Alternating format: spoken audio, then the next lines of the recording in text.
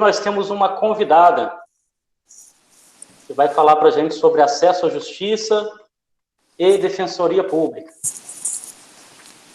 Hoje nós teremos uma palestra com a professora Mariana Goulart Regazzi, ela que é servidora pública do Tribunal de Justiça do Rio de Janeiro, exercendo a função pública de oficial de justiça no estado do Rio de Janeiro, mas que também tem dedicado os seus estudos para a defensoria pública. Nós podemos dizer que é uma pessoa especializada no estudo da defensoria pública. A Mariana foi aprovada no concurso da Defensoria Pública de Minas Gerais nesse ano, 2020. Está aprovada também no concurso da Defensoria Pública do Distrito Federal, no concurso da Defensoria Pública da União e no concurso da Defensoria Pública do Espírito Santo, nos concursos 2017, 2018 e 2020. Boa noite, Mariana. Boa noite, pessoal. Tudo bem? Mariana, você pode ficar à vontade. Senhores, a Mariana está fazendo a projeção de uma apresentação via slide, tá? Aí vocês podem clicar aí e acompanhar a apresentação dela, e eu vou estar aqui dando apoio e também fazendo a chamada aqui de acordo com o que vocês vão entrando e participando, tá? As perguntas devem ser feitas por meio do chat, lembrando que a participação dos senhores também será avaliada, tá? Boa noite a todos. Boa noite, obrigada. Boa noite, gente. Eu queria me apresentar primeiro, apesar do Arthur já ter falado um pouquinho. Meu nome é Mariana, eu sou servidora do TJ, oficial de justiça, mas eu trabalhei na Defensoria Pública do Rio de 2015 a 2019 e eu trabalhei na assessoria de assunto institucional, que é uma assessoria que fornece assessoria ao defensor público geral em assuntos institucionais. Então, eu lidei muito com princípios institucionais da defensoria pública. E agora, para falar com vocês sobre defensoria pública, então, eu vou puxar um pouquinho para esse lado, que também é um lado que é muito importante para provas, cai também na OAB, cai em provas de concurso, e é a parte que eu acho que é mais interessante também, e puxa muito para essa parte de acesso à justiça. Eu queria primeiro parabenizar, né, esse encontro para falar de defensoria pública, porque, na verdade, na minha faculdade, eu não tive isso quando eu era da faculdade. Ninguém falava muito sobre defensoria pública para mim. Lógico que eu sabia da existência de defensores, sabia mais ou menos o que eles faziam, mas eu não tinha a noção da importância da instituição e o tamanho de funções que ela exerce, né? Então, eu acho muito legal a gente estar podendo falar sobre defensoria pública para vocês saberem mais aprofundadamente sobre a defensoria pública e sobre a importância da defensoria pública no acesso à justiça. Então, vamos começar. Eu fiz aqui uma apresentação para vocês e nós vamos começar com a defensoria pública na Constituição Federal. Bem, a defensoria pública está prevista no artigo 134, né, como uma instituição essencial à função jurisdicional do Estado. Esse artigo 134, ele sofreu uma emenda constitucional 80 de 2014, que foi fundamental para a instituição, porque antes dessa emenda, a previsão era meio michuruca, falava em uma instituição para oferecer orientação jurídica e defesa dos necessitados. Então, a previsão era bem pequenininha, ela não era robusta como é hoje. Então, essa emenda constitucional 80, ela veio consolidar a importância e o papel da defensoria por acesso à justiça. Então, a previsão fala assim: a defensoria pública é uma instituição permanente, essencial à função jurisdicional do Estado, incumbindo-lhe como expressão e instrumento do regime democrático, fundamentalmente a orientação jurídica, a promoção dos direitos humanos e a defesa em todos os graus, judicial e extrajudicialmente, dos direitos individuais e coletivos de forma integral e gratuita dos necessitados. Então, eu sublinhei algumas partes em negrito para vocês verem a importância dessa emenda constitucional, porque ela veio para consolidar a Defensoria Pública como instituição permanente, ou seja, a Defensoria Pública é cláusula pétrea. Ela já era cláusula pétrea antes dessa emenda, mas agora ficou expresso. Por quê? Porque ela é a forma de assistência jurídica aos necessitados. Então, ela é a garantia do exercício de um direito fundamental. Então, ela já era vista como uma cláusula pétrea, justamente por ser a garantia da garantia. E como expressão e instrumento do regime democrático. Por quê? A Defensoria Pública ela tem uma importância muito grande na democracia. Hoje em dia, a democracia ela não pode ser entendida apenas como uma vontade majoritária, porque se você entende a democracia como a vontade majoritária, você acaba excluindo as minorias, e não é isso. Modernamente se entende que a defensoria pública e a democracia elas estão totalmente associadas. Por quê? Porque a democracia hoje em dia é a inclusão das minorias, e a defensoria pública está aí justamente para defender esses vulneráveis. Então, também tem a promoção dos direitos humanos, que foi expresso, né, já que os direitos humanos são os direitos fundamentais, né, a nível internacional. E também é importante pontuar que a Defensoria Pública ela tem uma função de peticionar aos organismos internacionais. Então, a defesa dos direitos humanos é muito importante. E para fechar aqui também, eu queria falar dos direitos individuais e coletivos, que está previsto também no artigo 134, que foi uma consolidação da legitimidade da Defensoria Pública para ações coletivas. A gente vai falar um pouquinho mais na frente sobre isso, porque isso é muito importante, tá? E essa emenda constitucional ela veio corroborar a legitimidade da Defensoria Pública para as ações coletivas. Então, nós temos aqui a Defensoria Pública como uma função de provedoria da justiça. E ela, então, ela é uma instituição que garante o acesso à justiça. Mas essa justiça ela tem que ser entendida não como poder judiciário, mas ela pode atuar em diversos poderes. Por exemplo, ela atua na instância administrativa, ela pode peticionar, fazer um ofício solicitando um medicamento para um órgão público que aquela pessoa precise. Ela pode fazer um termo de ajustamento de conduta que os órgãos públicos legitimados às ações coletivas podem fazer, e esse termo tem força de título executivo extrajudicial. Então, a Defensoria Pública ela vai atuar em diversos ramos. Ela é um agente de transformador social e de viabilização de políticas públicas. Vocês estão conseguindo acompanhar? Eu não sei porque tem umas mensagens aqui sobre que não estão, os alunos não estão vendo ainda. Eu não sei se vocês estão conseguindo acompanhar. Mariana, tem uns alunos pedindo para entrar ainda, mas as solicitações não estão chegando, mas pode continuar a aula. Eu vou tentar solucionar aqui. Tá bom. Então, vamos adentrar no tema de acesso à justiça, falando sobre Mauro Capelletti e Brian Gart, que foram pessoas que identificaram os problemas de acesso à justiça. Então, eles perceberam que existiam obstáculos para as pessoas ingressarem nesse acesso à justiça. O primeiro obstáculo que eles identificaram, e a possível solução, versava sobre o aspecto econômico, porque é muito caro você contratar um advogado e você pagar o Poder Judiciário, né, as custas processuais. Então, isso impedia que várias pessoas entrassem na justiça. Então, esse era o obstáculo econômico, foi o primeiro identificado. É a primeira onda renovatória, que seria uma solução, seria como fornecer assistência jurídica para essas pessoas que não conseguem pagar.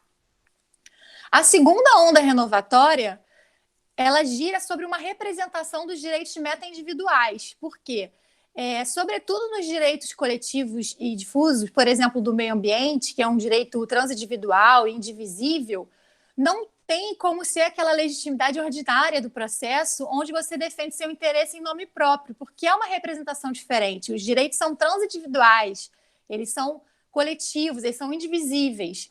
Então, percebeu-se que, nesse caso, era preciso que houvesse uma representação adequada. E aí surge, por exemplo, a legitimidade extraordinária para as ações coletivas, né? Com relação, por exemplo, aos direitos do consumidor, apesar de não ser um direito ao meio ambiente, ser enquadrado, por exemplo, pode ser enquadrado como um direito individual homogêneo, eles perceberam que, às vezes, a lesão para aquele consumidor individualmente era pequenininha. Mas se você somasse as lesões de todos os consumidores, aquilo dava uma lesão bem grande. Na dimensão macro, aquilo fazia uma lesão bem robusta. Então, mais individualmente, aquela pessoa não se sentia encorajada para entrar com o processo, porque ela teria que pagar e ainda seria mínima a sua vantagem. Então, essa representação desses direitos coletivos lato sensu foi uma coisa que foi percebida como um obstáculo, que precisava ser solucionada. E a terceira onda renovatória tem a ver com a duração razoável do processo. Na verdade, ela percebeu que o processo era muito moroso, deveria haver mecanismos de solução mais rápidos, e aí entram os mecanismos alternativos, né, de solução de controvérsias, como, por exemplo, a mediação, a conciliação, a arbitragem. Por exemplo, a Lei 9.099 também pode ser uma solução, pode ser apontada como uma solução a esse problema da duração do processo, na demora, né, do tempo perdido, que às vezes você demora tanto para ganhar que parece que você nem ganhou, né? Então, essa lei também, 9.099, veio também para buscar uma solução de simplicidade, de economicidade. E essas são as ondas que Mauro Capelletti e Brian Gart visualizaram, né? São mais tradicionais. A doutrina moderna, elas enquadram mais duas ondas de renovatórias. A quarta onda é do professor Kim Economides. Ele faz um enfoque diferenciado, porque Brian Gart e Capelletti, eles viam um problema de acesso à justiça. Então, para acessar a justiça. O Kim Economides, ele enfoca a justiça. Então, ele enfoca dentro da justiça, a organização, a estrutura interna, os servidores, a capacitação. Então, ele percebe que não basta só você ter mecanismos para, por exemplo, peticionar o judiciário. Você precisa também que os servidores sejam capacitados, que haja uma moralidade, uma eticidade naquele trabalho, que haja uma estruturação, uma modernização. Então, ele percebe que isso também influencia no acesso à justiça. E a quinta onda renovatória é também moderna, é defendida por dois defensores públicos aqui do Rio de Janeiro, o Franklin Roger e o Diogo Esteves, que são dois defensores que têm um livro de princípios institucionais que são muito utilizados para provas de defensoria e também para entender um pouco mais a instituição da defensoria. Eles são muito utilizados. E eles defenderam uma quinta onda, que seria o acesso à justiça internacional. Porque normalmente nós estávamos observando o acesso à justiça no plano interno, entre os países. Mas existe também a possibilidade de você ter uma proteção internacional.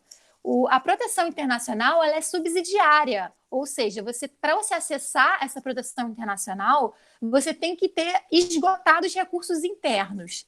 Mas, na verdade, não é um esgotamento completo, porque, na verdade, se determina que se houver uma demora excessiva na resolução do caso interno, ou se não houver recursos disponíveis no direito interno, aí sim você poderia peticionar internacionalmente. Mas justamente por quê? Porque a proteção internacional tem um caráter subsidiário. Então, isso significa que primeiro tenta-se internamente resolver o conflito. Mas com essas exceções que, obviamente, se a justiça interna, por exemplo, não garante um recurso para a pessoa, não garante o acesso à pessoa, ou garante recursos, mas não decide, é morosa, lenta, se arrasta, aí você pode procurar os órgãos internacionais. Por exemplo, a Corte Internacional de Justiça, no âmbito da ONU, ou, por exemplo, a Corte Interamericana, aqui no âmbito da OEA. Então, isso são os problemas e as soluções apontadas nessas ondas renovatórias de acesso à justiça. E para que a Defensoria possa exercer essa função de provedora do acesso à justiça, ela precisa ter certas características. Então, a instituição precisa de certas características que dê a ela uma liberdade de atuação, e também os defensores públicos precisam ter certas garantias e prerrogativas que lhes deem uma liberdade de atuação. Então, a Defensoria Pública ela tem autonomia funcional, administrativa e financeira. Essa autonomia funcional, administrativa e financeira está relacionada à instituição, tá? A gente não pode confundir com as garantias de independência funcional, inamovibilidade, que são dos defensores. Eu vou falar a diferenciação daqui a pouquinho, mas a instituição Defensoria Pública tem autonomia funcional, administrativa e financeira. E o que é essa autonomia funcional? A autonomia funcional prevê justamente que a Defensoria Pública ela tem liberdade no atuar de suas funções. Ela não sofre ingerências externas de outros órgãos. Ela não pode sofrer pressões de outros órgãos. Então, por isso que ela tem essa autonomia funcional. E a autonomia administrativa, por sua vez, está relacionada com a sua organização interna, a sua estruturação. Então, a Defensoria Pública pode gerir gerir os recursos internos, pode contratar, pode determinar como vai ser a lotação, faz resoluções para determinar como é que vai ser o trabalho. Então, no âmbito administrativo, a Defensoria Pública tem autonomia também. E essa autonomia financeira significa a possibilidade, né? Na verdade, a Defensoria Pública ela tem iniciativa para propor a sua proposta orçamentária. Então, a Defensoria ela manda a sua proposta orçamentária para o chefe do Poder Executivo e o chefe do Poder Executivo consolida aquelas propostas e manda para o Legislativo. Eu coloquei aqui duas ADIs que se referem a decisões do STF com relação às autonomias da Defensoria Pública. Então, eu peguei como exemplo, tem várias decisões, tá, gente? Eu só peguei duas como exemplo, mas essa ADIM 5286, por exemplo, ela determinou que era inconstitucional uma lei do Estado que dava ao governador do Estado a possibilidade de exercer competências administrativas dentro da Defensoria. Então, por exemplo, o governador ele não pode nomear o subdefensor público geral, que é quem assessora o defensor público geral. Então, essas competências administrativas não podem estar atribuídas ao governador. E por quê? Porque isso viola justamente a autonomia administrativa da Defensoria Pública. E a outra ADIM que eu coloquei aqui também, que é a 5287, ela menciona uma questão de inconstitucionalidade numa postura do governador justamente com relação à proposta orçamentária. Por quê? Porque a Defensoria Pública ela tem que mandar a sua proposta orçamentária para o governador e o governador ele vai consolidar a proposta da Defensoria, do MP, de outros órgãos, vai fazer uma peça única, porque o orçamento tem que ser em peça única, e vai mandar para o Legislativo. O governador não pode chegar nesse momento de consolidar, ao invés de consolidar e mandar para o Legislativo, ele não pode reduzir unilateralmente o orçamento proposto pela Defensoria Pública. Ele apenas deve encaminhar para o Legislativo. Então, nessa ADIM, se determinou inconstitucional essa postura de um governador que reduziu unilateralmente o orçamento da Defensoria. Então, na verdade, o momento para debater se tem que diminuir o orçamento é lá no Legislativo, tá? O governador ele só consolida e encaminha. É claro que se a Defensoria Pública ultrapassar as balizas da Lei de Diretrizes Orçamentárias, aí ele pode fazer a redução, mas estando de acordo com a Lei de Diretrizes Orçamentárias, ele não pode, tá? Porque uma coisa é a lei orçamentária anual e outra coisa é a lei de diretrizes orçamentárias. Mas aí vai aprofundar demais. Mas o que eu quero que vocês entendam é que ele não pode reduzir aquela proposta se estiver compatível com a lei de diretrizes orçamentárias. E eu queria falar um pouquinho também sobre, ainda nessa questão de autonomia, a concepção originária da Constituição Federal, ela não previa autonomia funcional administrativa financeira para a Defensoria Pública. Ela não previa expressamente, tá? Porque grande parte da doutrina entende que mesmo na concepção originária da Constituição, a Defensoria Pública já tinha essa autonomia. Por quê? Porque a Defensoria Pública sempre foi prevista no texto constitucional como um outro complexo de poder, entendeu? Não é que seja um quarto poder. Tem gente que defende que é um quarto poder, mas não é exatamente isso. É um complexo orgânico diferenciado, assim como o Ministério Público. Então, a Constituição sempre previu, né, a diferenciação entre poder executivo, poder legislativo, poder judiciário, Ministério Público, Defensoria Pública, e fez essas divisões. Então, a doutrina defende que, na verdade, a Defensoria sempre teve essa autonomia, por se tratar de um quarto complexo de poder. E veio expressamente, na verdade, essa autonomia veio expressamente com algumas emendas constitucionais. A emenda constitucional 45, por exemplo, ele determinou expressamente a autonomia administrativa, financeira e funcional da Defensoria Pública dos Estados. Então, com a emenda constitucional 45, garantiu-se essas autonomias para a Defensoria dos Estados.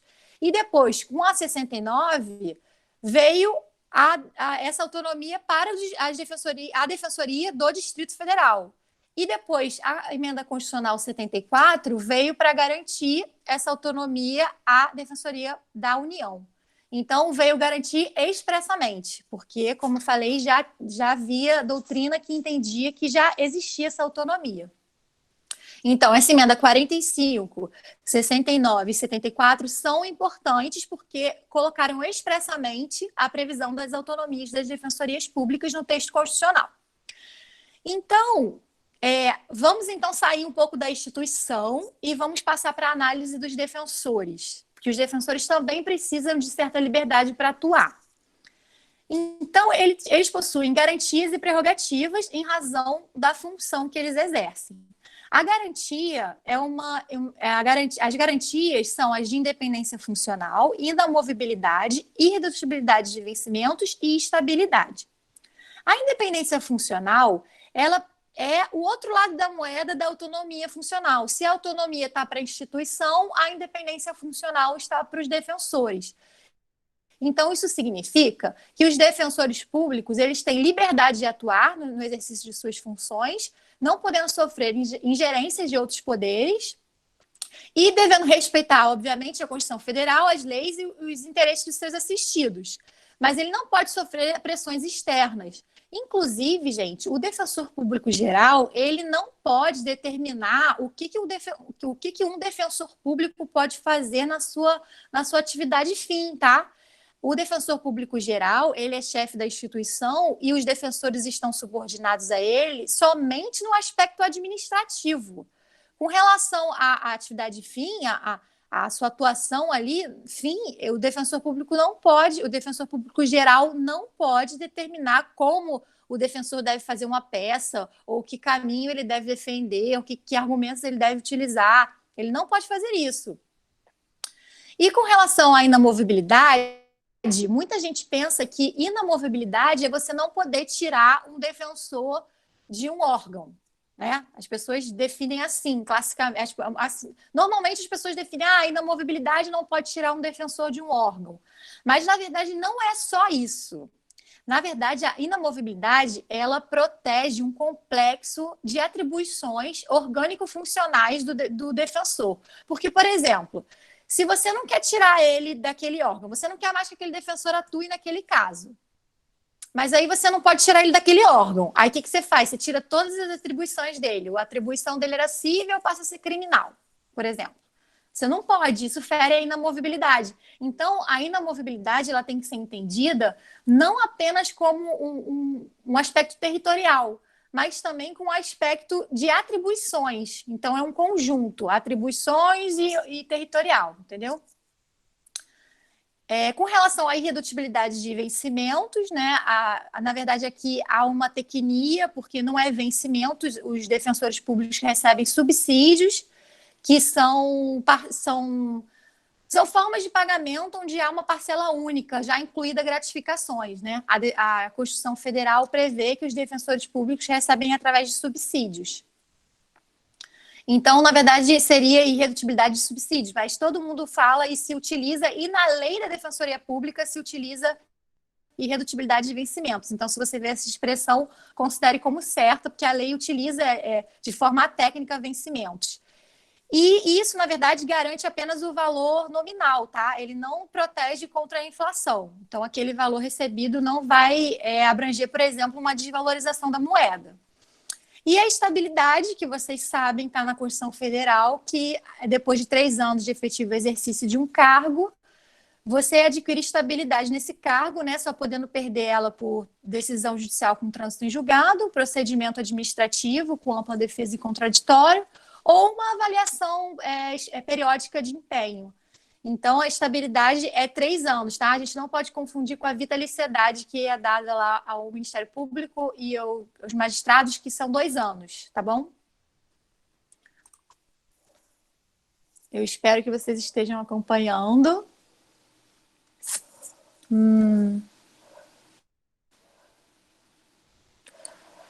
Gente, vocês fizeram algumas perguntas aqui. Eu estou tentando voltar para ver se eu consigo responder. Peraí. Ô, Mariana, se você preferir, pode deixar as perguntas para o final, porque eu estou selecionando aqui as perguntas que então você vai tá. responder. É que eu fiquei preocupada porque estava aparecendo um monte de pergunta aqui. Eu parei agora para dar uma olhada e eu vi que tinha. Mas então tá, a gente pode falar no final.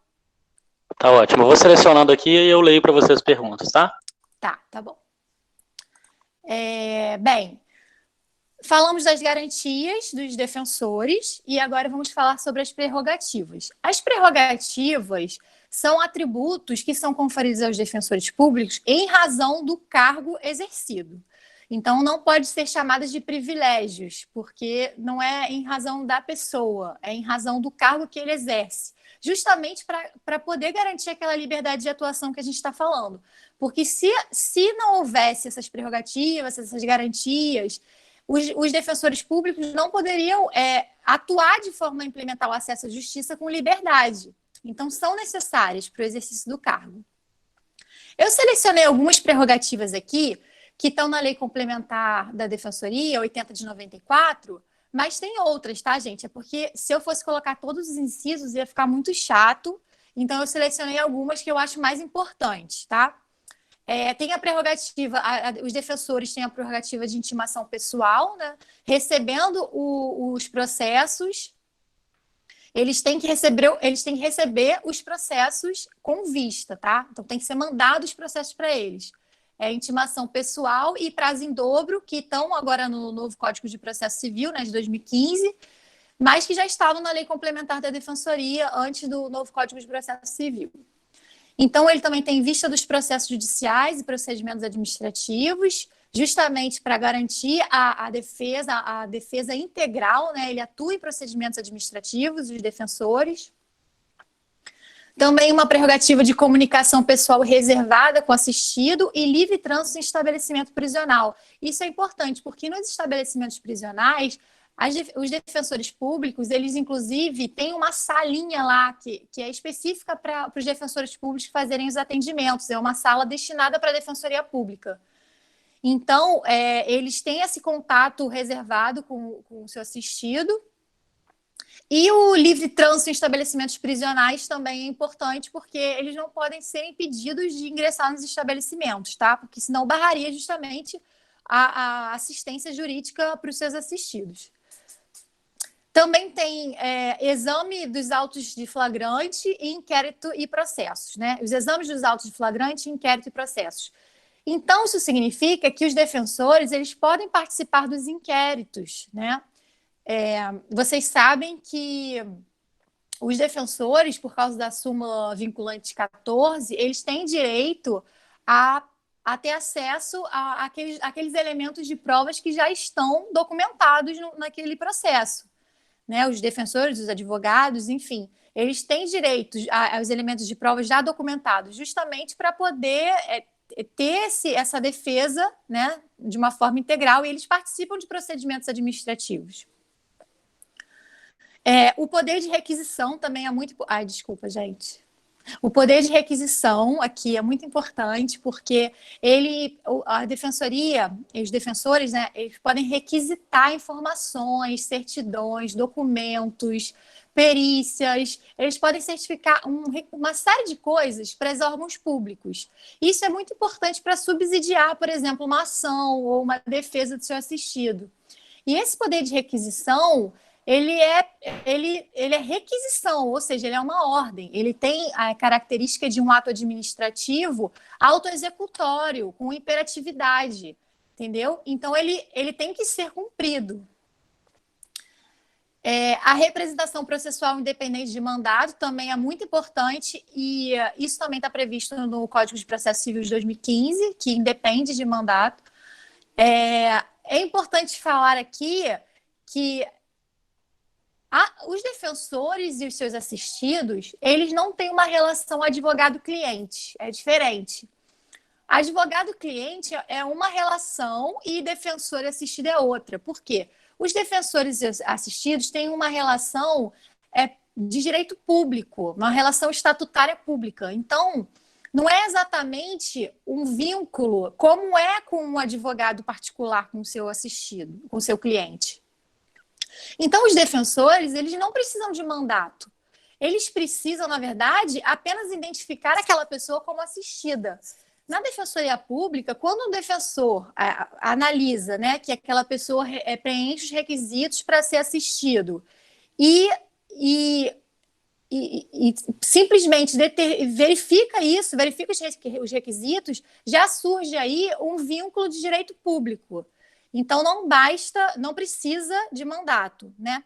É claro que, às vezes, existem exceções na legislação que prevê que o defensor sozinho não pode, por exemplo, transigir, renunciar, né? Decidir sobre o pedido, se aceita, se renuncia.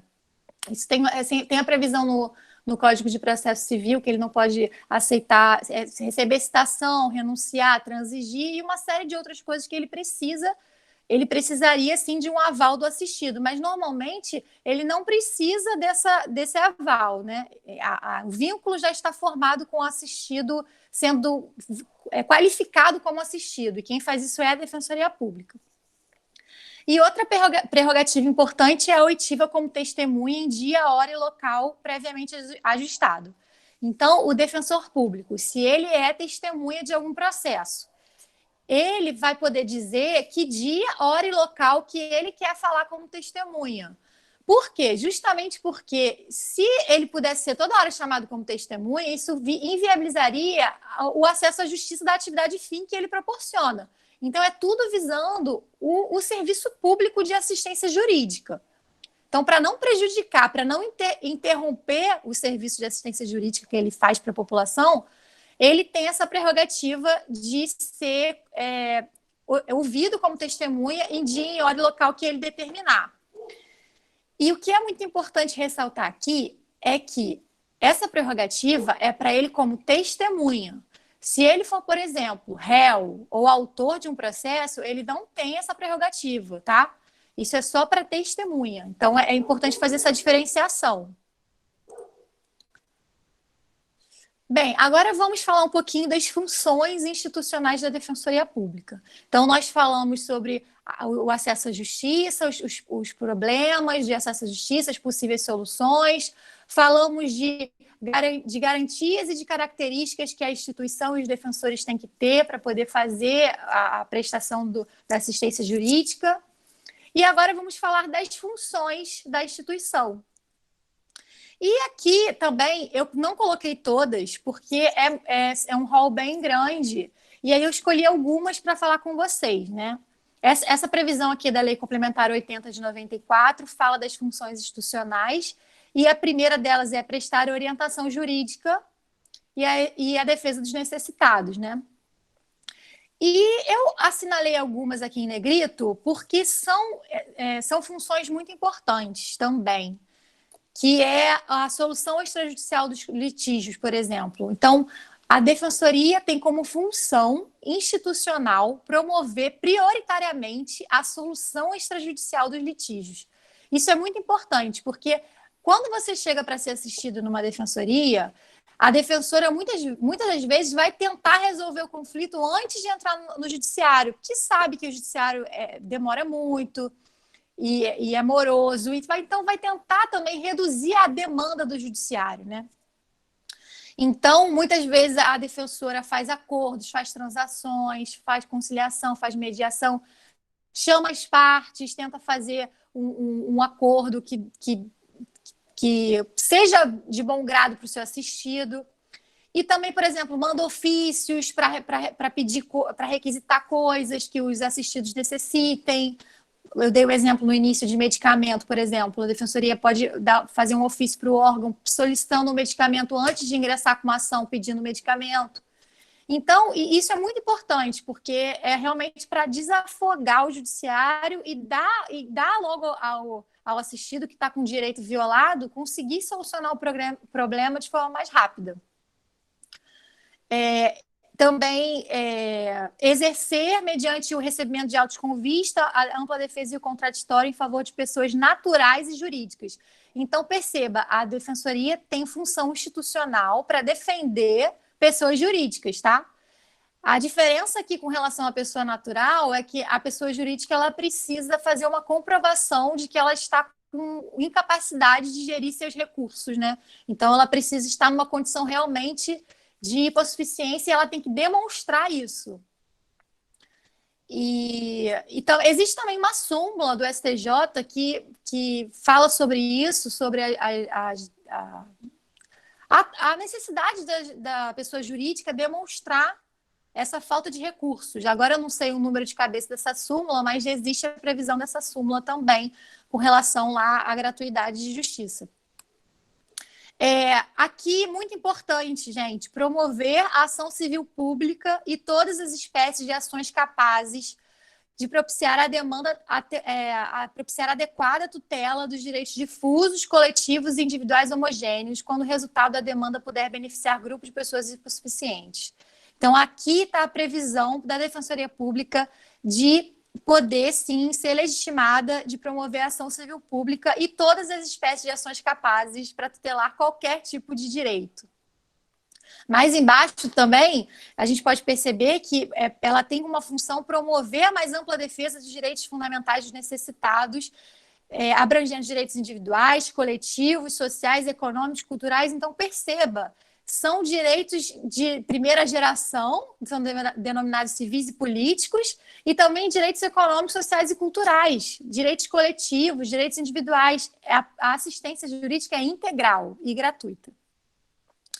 Então, perceba que a Defensoria tem várias previsões aqui que ela se refere aos vulneráveis, às pessoas que estão precisando também de uma previsão coletiva na defesa dos seus direitos coletivos e também de grupos vulneráveis, como, por exemplo, aqui, exercer a defesa dos direitos individuais e coletivos da criança, do adolescente, do idoso, pessoa com necessidades. Então, a Defensoria Pública não está só relacionada com uma atuação visando uma pessoa que não tenha condições econômicas. É isso que eu quero que vocês percebam. Que as funções institucionais da Defensoria Pública abrangem uma série de outras demandas. Elas abrangem uma atuação que envolve pessoas que deve ser feita uma análise individual da condição financeira daquela pessoa, mas também outras demandas que abrangem direitos de uma coletividade e também direitos de pessoas vulneráveis que estão em situações de vulnerabilidade. Com relação a essas funções institucionais, havia uma doutrina antiga que denominava que existiam funções institucionais típicas da Defensoria Pública e funções institucionais atípicas, justamente porque diziam que as típicas estavam relacionadas com aquelas funções que eram necessárias a aferir a renda do assistido. E as atípicas seriam aquelas funções que não estariam relacionadas com a renda do assistido, das pessoas que estão lá precisando da Defensoria Pública. Mas esse nome, típico e atípico, ele começou a ser contestado, porque, na verdade, quando você usa essa nomenclatura de atípico, parece que são funções que não são naturalmente exercidas, ou que são umas funções excepcionais, ou que são funções que são como minoritárias, entendeu? E não era isso, na verdade. A Defensoria Pública, na verdade, ela atua de uma forma muito ampla, e ela atua nos dois polos, tanto para questões coletivas como para questões individuais. Então, uma doutrina mais moderna adaptou esse termo de atípico e típico, né? O José de Garcia, que é um defensor aqui do Rio de Janeiro, ele gosta de chamar de funções tendencialmente individualistas e funções tendencialmente solidaristas. Porque as individualistas, tudo bem, é daquela pessoa, aquele caso individual que você, às vezes, precisa aferir a renda daquela pessoa. Mas existem funções que elas estão baseadas no princípio da solidariedade e que e que, na verdade, elas estão ali para serem defendidas justamente daquelas pessoas vulneráveis, né? Daquela inclusão de minorias, daqueles grupos que precisam de atenção especial. Então, são funções que ele determina de tendencialmente solidaristas. Então, hoje em dia, se fala mais tendencialmente individualistas e tendencialmente solidaristas, ao invés de típico e atípico. Essa expressão está ultrapassada, tá? Bem, agora vamos entender, então, a diferença entre assistência jurídica, assistência judiciária e gratuidade de justiça. Né? Porque eu estou falando aqui, a Defensoria Pública tem como função assistência jurídica integral e gratuita dos necessitados, e aí você pode estar perguntando, tá, mas o que é assistência jurídica? Você pode estar achando que assistência jurídica é entrar com processo. Mas a gente acabou de ver que não, porque as funções institucionais são muito grandes. Inclusive, as prerrogativas que eu mencionei lá antes também transparecem a atuação em procedimentos. Então, dá para perceber que não é só isso. É por isso que esse termo assistência jurídica ele tem que ser empregado ao invés de assistência judiciária. Porque a assistência jurídica ela é mais ampla do que a atuação em um processo. Não basta só peticionar e recorrer, por exemplo. Né? A Defensoria Pública tem uma atuação mais ampla. Então, a assistência jurídica significa não só a atuação judicial, como também uma atuação extrajudicial. Né? Como eu disse, pode fazer termos de ajustamento de conduta, pode fazer conciliação, mediação, tem função de educar em direitos, que são promovidas diversas ações sociais na comunidade para que as pessoas saibam os seus direitos e possam entender que quando eles forem violados. Tem várias diversas funções a Defensoria Pública, né? Como a gente viu. Então, essa atuação não está restrita ao âmbito judicial. Então, o certo é se falar assistência jurídica.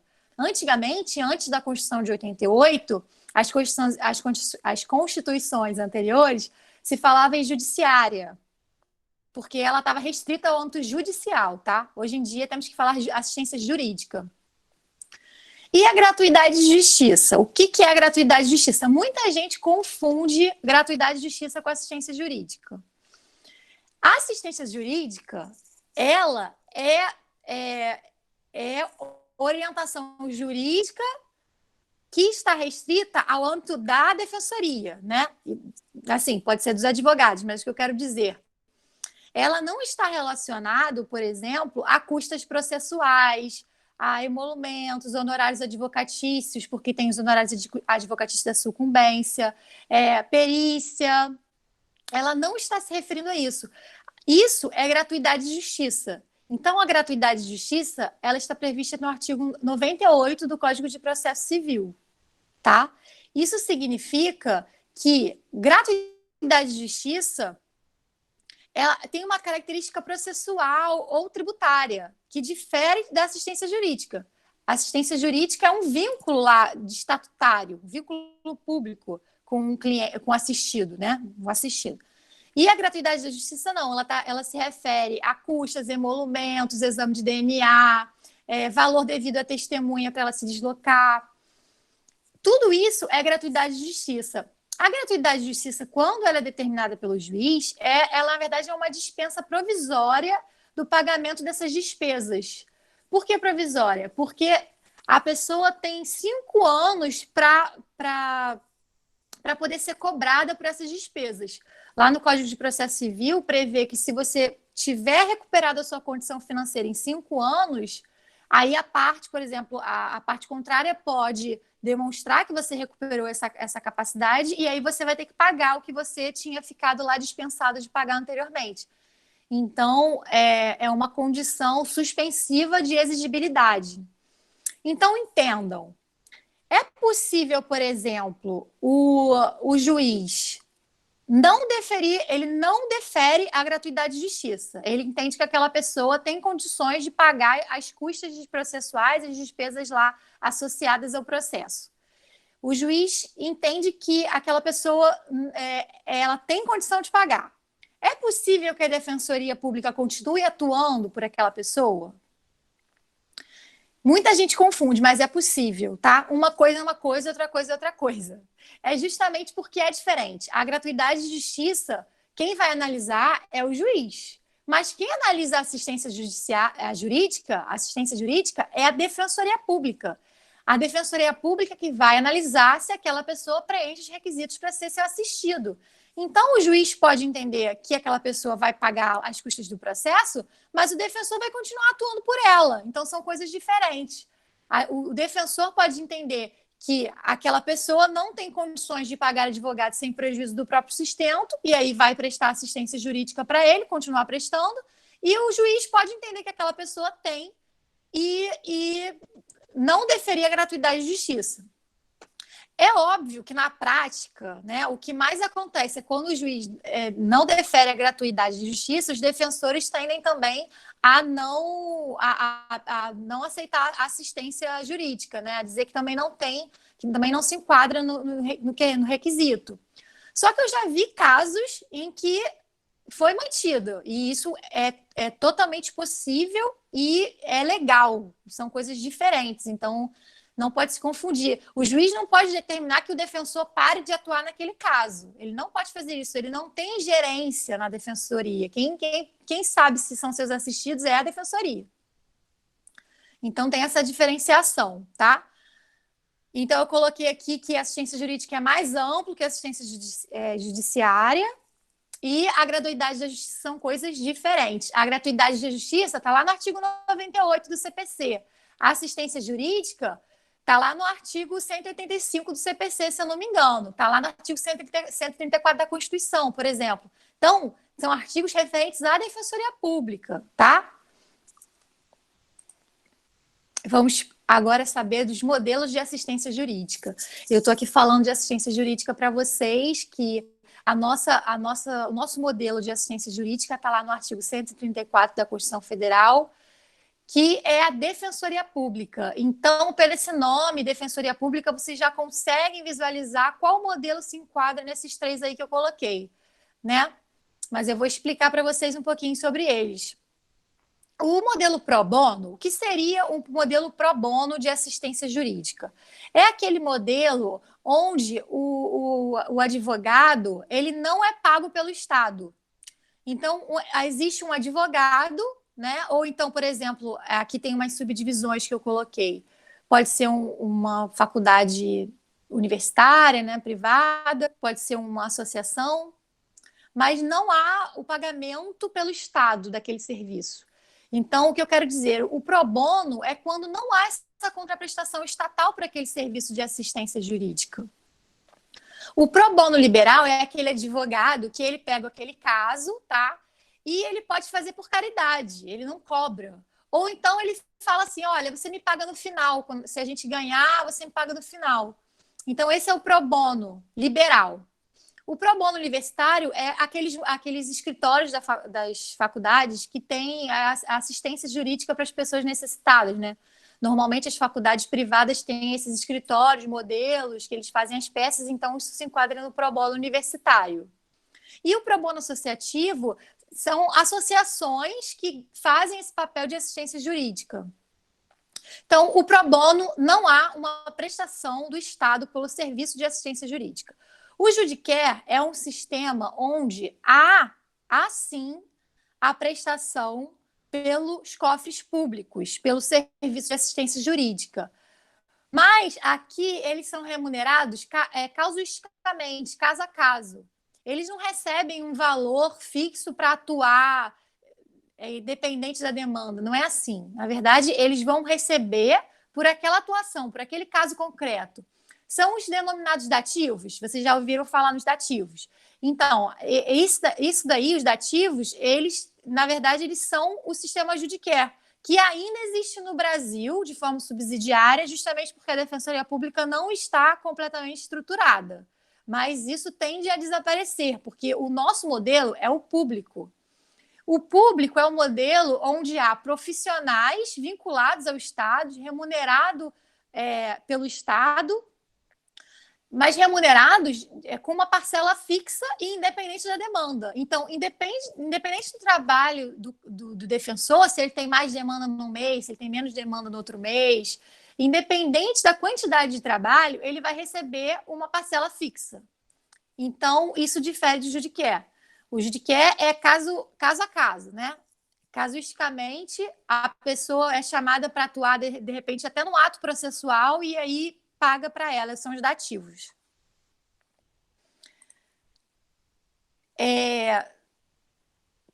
Deixa eu só voltar aqui para falar um pouquinho rapidinho sobre o sistema público, que é o nosso sistema.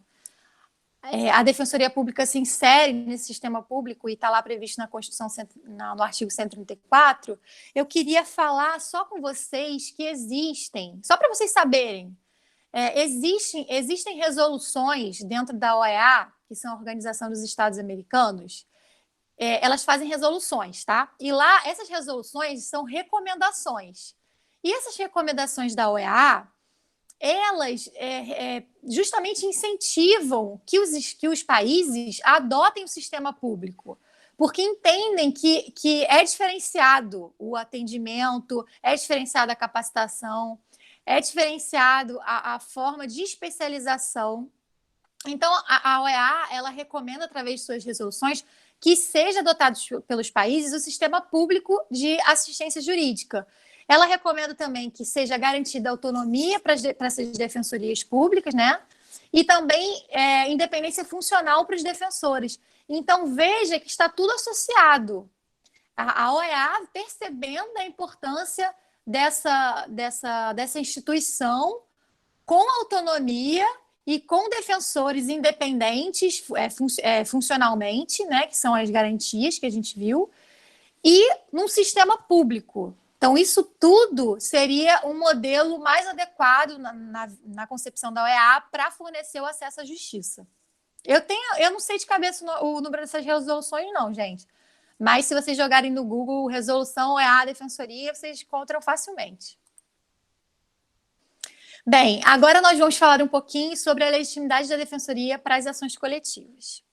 Eu falei com vocês lá no artigo 134 da Constituição Federal que, com a emenda constitucional 80, consolidou essa legitimidade da Defensoria para as ações coletivas. Mas agora eu vou fazer um panorama histórico, um passo a passo histórico de como essa questão foi evoluindo para chegar nessa legitimidade, tá? Então, a Defensoria Pública e ações coletivas é um tema que vem sendo debatido há algum tempo na doutrina e na jurisprudência, e tudo começou, na verdade, com o Código de Defesa do Consumidor. Porque o Código de Defesa do Consumidor tem uma previsão que diz que existem órgãos especializados na defesa dos consumidores. Então, tem a previsão da legitimidade de órgãos especializados na defesa dos consumidores. Então, o órgão poderia entrar, né, com ações para defender os consumidores. E aí, o que aconteceu? As defensorias públicas, elas são estruturadas internamente com órgãos. Por exemplo, aqui no Rio de Janeiro, existe o NUDECOM, que é o Núcleo de Defesa do Consumidor, que é um órgão. Esse órgão entrava já e atuava para poder defender os direitos do consumidor. Então, aí começou a legitimidade coletiva, os órgãos especializados na defesa dos consumidores. Depois, a lei de ACP ela sofreu uma alteração e foi incluída expressamente a legitimidade da Defensoria Pública para ingressar com ações civis públicas. E vocês sabem que o Código de Defesa do Consumidor e a Lei de Ação Civil Pública, elas são o núcleo de um microsistema coletivo, né? Então, elas são intercambiantes. Então, veio ali a legitimidade expressa para a ação civil pública. Só que o CONAMP ajuizou uma ação para questionar essa legitimidade. O CONAMP é uma associação do Ministério Público Nacional. E ele questionou essa legitimidade, falando que isso usurpava a legitimidade do Ministério Público para a ação civil pública. Depois, a Lei Complementar da Defensoria 80 de 94, ela sofreu uma alteração e ela foi determinada expressamente aquelas previsões daquelas funções institucionais que eu mostrei para vocês de defesa de direitos coletivos, né? Coletivos de modo geral, lato sensu. Então, a Lei Complementar 132 alterou a Lei Complementar 80 e introduziu os incisos que deram legitimidade da Defensoria para ações coletivas lato sensu. Depois houve a emenda constitucional 80, que colocou lá no 134 da Constituição Federal a previsão para a defesa dos direitos individuais e coletivos. E o Código de Processo Civil também previu essa legitimidade para defender direitos individuais e coletivos. O STF, ele decidiu essa ADIM da CONAMP, tá? E já decidiu pela legitimidade da Defensoria Pública. E nessa decisão, ele falou que ele chamou a atenção que a legitimidade da Defensoria para a Ação Civil Pública era importante justamente por causa do acesso à justiça. E diz também que o Ministério Público não é um legitimado exclusivo. Lá no artigo 129 da Constituição Federal, ele é apenas um dos legitimados, ele não tem exclusividade na ação civil pública. Então, em nome do acesso à justiça, na máxima efetividade das normas e pelo fato do Ministério Público não ser o único legitimado, gente, eu estou correndo porque eu estou com medo da hora. Então, ele decidiu que era sim, legitimidade da Defensoria Pública para as ações coletivas, tá? E o STF e o STJ também já entenderam que o conceito de necessitado ele não pode ser visto justamente só relacionado ao aspecto econômico. O necessitado ele tem que ser visto como uma vulnerabilidade. Às vezes, aquela pessoa está numa situação tal de vulnerabilidade que ela tem que ser defendida pela Defensoria Pública. Então, quando se fala que a Defensoria Pública tem legitimidade para ações civis públicas, isso significa que tem que haver pessoas ali que são necessitadas econômicas ou pessoas de outro tipo de necessidade, organizacional, jurídica, por exemplo, idosos, crianças, consumidores, isso tudo tem uma vulnerabilidade que demonstra que é um necessitado, só que não é um necessitado econômico. Eu vou falar rapidinho sobre Defensoria Pública e custos vulneráveis, tá? Defensoria Pública e custos vulneráveis. O que é custos vulneráveis? É uma nova função que as defensorias públicas têm defendido. A doutrina institucional da Defensoria Pública tem defendido que a Defensoria Pública ela é a guardiã dos vulneráveis.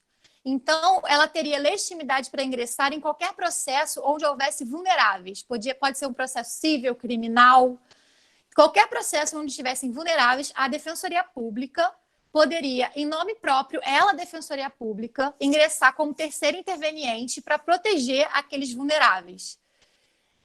Isso é uma doutrina nova, tá?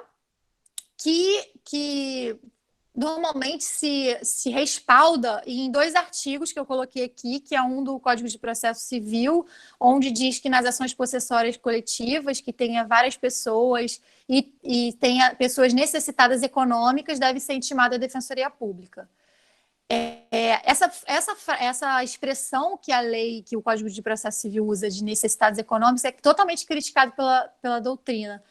E é engraçado, porque eles usam esse artigo justamente para falar que a Defensoria Pública tem uma função de custos vulneráveis, mas eles criticam o fato da previsão legal dizer necessitado econômico. Ele diz, na verdade, que é só necessitado, não tem que analisar se é econômico ou não. Então, se tiver uma ação coletiva, onde o polo passivo tem a pluralidade de pessoas necessitadas, a Defensoria pode atuar como custos vulneráveis.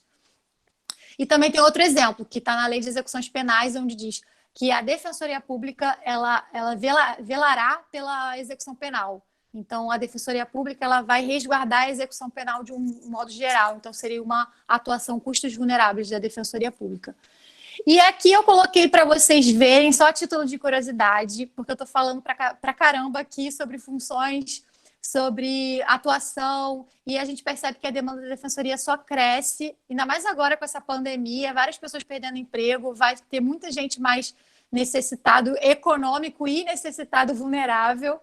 Então, eu coloquei para vocês verem um pouquinho aqui sobre a discrepância entre o número de habitantes e os números de defensores públicos nos estados, e falar também da carência dos defensores públicos, porque isso é um fator que prejudica muito o acesso à justiça. Então, se a gente está falando de defensoria, de acesso à justiça, se você não tem defensor, você está inviabilizando o acesso à justiça. Se você não tem defensor, você vai ter que fechar aquela unidade, as pessoas vão ficar sem assistência jurídica, e isso é muito importante. Então, que haja, na verdade, um investimento na Defensoria Pública para ter defensores compatíveis com a demanda. Inclusive, isso é uma previsão constitucional, tá, gente? Eu botei aqui para vocês verem que a emenda constitucional 80, ela alterou o ADCT para colocar que os defensores públicos, o número dos defensores públicos tem que ser proporcional à demanda e à população. Isso aqui é uma determinação constitucional, justamente para viabilizar o acesso à justiça. Então, tem que ser cumprido. Então, de 2014, né, tem um prazo de até 8 anos, então tem até 2022 para poder ter esse número de defensores públicos proporcional à demanda e à população. Então, eu coloquei aqui para vocês verem e espero que vocês tenham gostado dessa breve explanação sobre defensoria. Desculpa se eu estou correndo, é porque eu queria falar muita coisa. E a gente falou sobre assuntos bem pesados, né? Sobre coisas muito importantes que caem até em concurso. E se vocês tiverem alguma dúvida... Mariana, mais uma vez, muito obrigado pela sua participação, tá? A sua aula foi fantástica, você conseguiu em pouco tempo trabalhar aquilo que nós estudamos quase que um semestre inteiro para fazer o nosso concurso, né? Foi muito legal a sua apresentação. Eu tentei correr um pouco, mas acho que deu para eles pelo menos começarem a se familiarizar, né? Revisarem também o que eles já estavam vendo com vocês, com você. Achei ótimo, tá? Eu selecionei algumas perguntas aqui. Tivemos muitas perguntas, muitas foram respondidas dentro da sua apresentação. Todos os alunos que perguntaram vão ser pontuados, tá? Vocês fiquem absolutamente tranquilos. Mas eu selecionei algumas aqui e eu dividi em 3 grupos de perguntas. Temos perguntas sobre o defensor público, perguntas sobre as funções institucionais e outras perguntas ligadas à administração da instituição.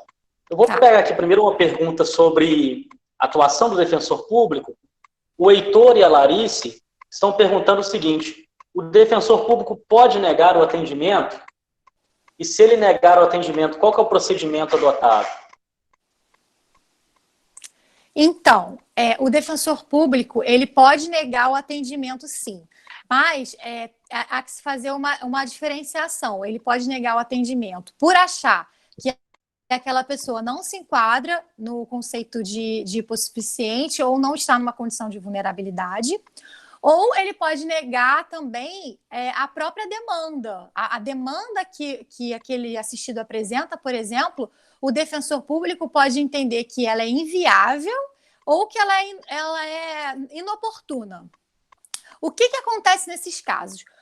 Quando o defensor nega o atendimento para assistido, seja por causa de não entender que ele se enquadra no conceito de necessitado econômico ou não está numa situação de vulnerabilidade, ou seja, quando ele entende que a demanda não é viável, ele tem que mandar essa questão para o defensor público geral.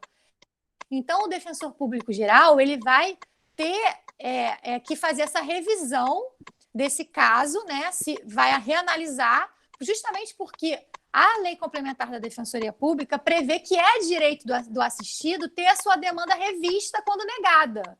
Então, o defensor público geral vai reavaliar aquela posição do defensor que negou e caso ele entenda que aquele defensor agiu errado, ou melhor, ele não concorda com aquela avaliação funcional do defensor, ele não pode mandar o mesmo defensor fazer, justamente por causa da independência funcional. Então, ele vai distribuir para um outro defensor.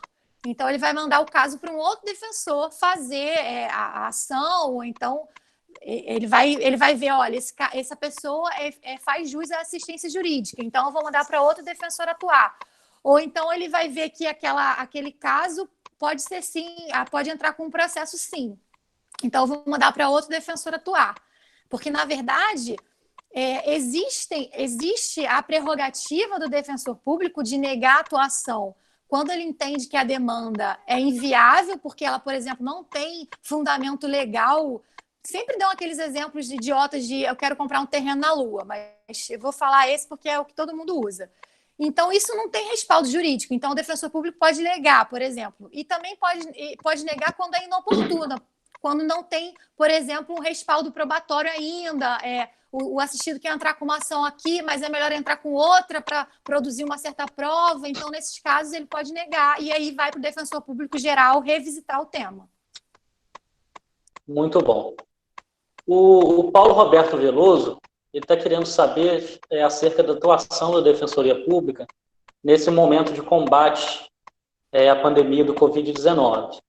Ele está perguntando aqui, por exemplo, se o defensor público ele pode defender o interesse daquele assistido que não conseguiu o auxílio emergencial e como é que se daria essa atuação no plano coletivo. Então, a Defensoria Pública tem atuado bastante nesse combate à Covid-19, né? Justamente para garantir, muitas vezes, leito em hospitais, remédio. Isso está sendo muito demandado pelas defensorias públicas. Mas, no que toca ao auxílio emergencial, esse auxílio emergencial ele é pago pela União. Então, a Defensoria Pública, que é com atribuição para poder pleitear esse auxílio, por exemplo, se você não está conseguindo esse auxílio emergencial, você vai procurar a Defensoria Pública, mas você tem que procurar a Defensoria Pública da União, porque esse auxílio ele é pago pela União, então é de atribuição da Defensoria Pública da União e não a Defensoria Pública dos Estados. Então, a Defensoria Pública da União, nesse caso, ela pode atuar tanto num caso individual para garantir o auxílio emergencial de uma pessoa que esteja procurando ela, né? Ou ela vai atuar de uma forma coletiva, mas aí vai depender da estratégia lá da defensoria, como é que ela vai atuar, porque isso também depende de uma estratégia institucional lá para analisar o caso, se ela vai atuar de forma coletiva ou individual. Muito legal. A Maisla Silva está perguntando acerca dos impedimentos do defensor público. Ela quer saber, por exemplo, se o defensor público pode exercer advocacia privada. Sim, na verdade, a Defensoria Pública ela tem que ser vista como uma instituição. A Defensoria e os defensores, eles não são advogados. A Defensoria é a instituição, a advocacia pública é outra função essencial à justiça, né? A função jurisdicional, mas são instituições diferentes, né? Então, os defensores públicos não podem ser vistos como advogados. Então, o defensor público ele está impedido de atuar como advogado, ele não pode. Ele tem dedicação exclusiva naquela função de defensor. Ele não pode atuar como advogado nem em causa própria, tá? Então, são coisas diferentes. Essa pergunta foi muito boa para a gente poder diferenciar os defensores e os advogados. São distintos. Eles têm funções parecidas, mas nem tudo que parece é. Então, é diferente. Muito bom. Tem muitas perguntas aqui, Mariana, sobre a insuficiência de defensores públicos. Nós tivemos um concurso aqui, né? Eu estava conversando com eles, em Minas Gerais, tem em torno de 120 aprovados, pouco mais de 100 aprovados, né? Mas nós temos 400 cargos vagos na Defensoria Pública. E isso é uma realidade quase que no país inteiro, né? A Defensoria Pública ainda é uma instituição que está crescendo a partir do momento que ela ganha a sua autonomia. E eles estão perguntando aqui como é que a gente resolve a situação de uma comarca sem defensor público. Então, boa pergunta também. Por quê? Existem diversas ações na justiça que questionam justamente o Ministério Público e o juiz, né, que entram com as ações contra a defensoria porque não tem defensor naquela comarca. Isso acontece muito. Na verdade, o MP, ele entra com uma ação, por exemplo, uma ação coletiva e coloca lá que, na verdade, tem juiz, tem MP, mas não tem o defensor naquela comarca. E isso é muito debatido na jurisprudência, e a jurisprudência entende, justamente por causa da independência, da autonomia funcional da Defensoria Pública, autonomia funcional e administrativa, que o defensor público geral ele não pode ser forçado a lotar um defensor público naquela comarca. Então, o que a jurisprudência vem entendendo? Que não pode haver essa forçação de determinar que um defensor público esteja naquela comarca, porque isso seria uma ingerência de outro poder dentro da Defensoria Pública, estaria afetando a sua autonomia administrativa e funcional. Então, isso não está sendo possível na jurisprudência, tá?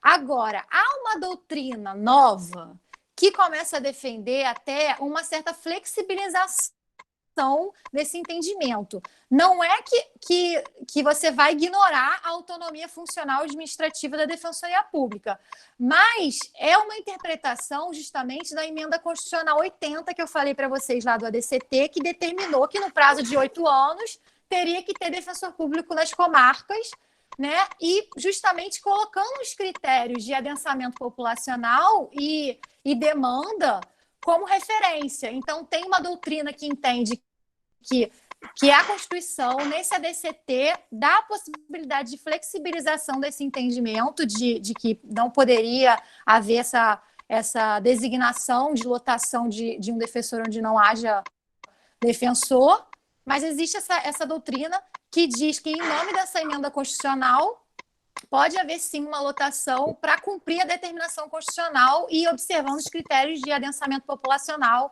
e demanda. Mariana, nós vamos te agradecer, tá, pela sua disponibilidade, por essa aula que foi, sem dúvida, uma aula brilhante, uma exposição muito competente. A gente agradece de todo o coração. Obrigada, eu que agradeço. Tá, e eu quero pedir aos colegas que estão assistindo, a Mariana deixou aí no último slide o contato dela no Instagram. Queria pedir para você para seguir a Mariana lá, tá? A Mariana ela faz uma advocacia em favor da Defensoria Pública. E se vocês quiserem fazer perguntas também, porque assim, eu tô correndo aqui, é a primeira vez que eu uso essa plataforma, então tá tudo novo para mim, eu tô meio que correndo. Se vocês quiserem fazer perguntas, coloca lá no meu Instagram, me segue lá, pode botar, manda por direct que eu respondo, se eu puder ajudar, se eu souber responder, eu respondo, tá? Então, eu espero que vocês tenham gostado. E é isso, eu gostei muito de estar podendo falar um pouco de defensoria, que eu adoro.